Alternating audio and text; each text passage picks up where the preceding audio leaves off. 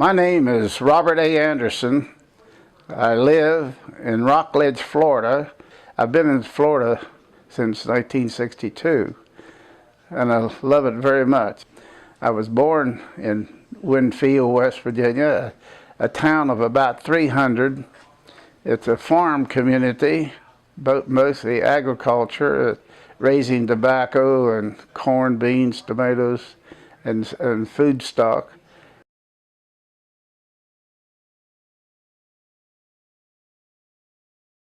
Being on a farm, we never went hungry.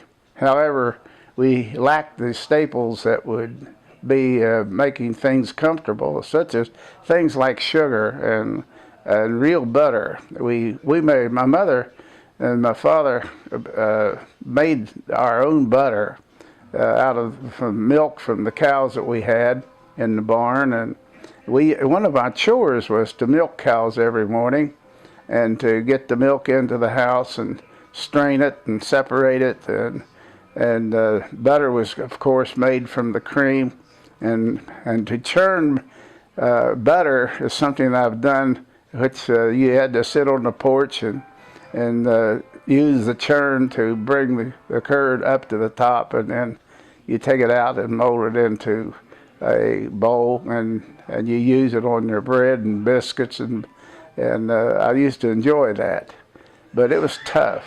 We went barefooted from April to November anyway, so we only got shoes once a year, and that was usually in the fall, November, right before the frost and the first snow fell, and we'd wear shoes all winter long, and they were what we called clodhoppers, and they were ankle high and heavy and made of leather, but they did last till April anyway. But I enjoyed the Depression because wearing bib overalls and blue shirts, denim shirts, was the dress all of us in school. I went to a country school, and doing so, one thing about the Depression, it made us all look alike and smell alike, and so I can recall that from the pictures that I had that was made back in those days. And of course, during the Depression, there was very little things that we had to enjoy like we do today. We didn't get electricity in our home until 1937 due to the Rural Electrification Act that put electricity out into the countryside that allowed us to have enjoyments of electric. We used to have oil lamps, and that was our light at night, but we didn't stay up very much at night anyway.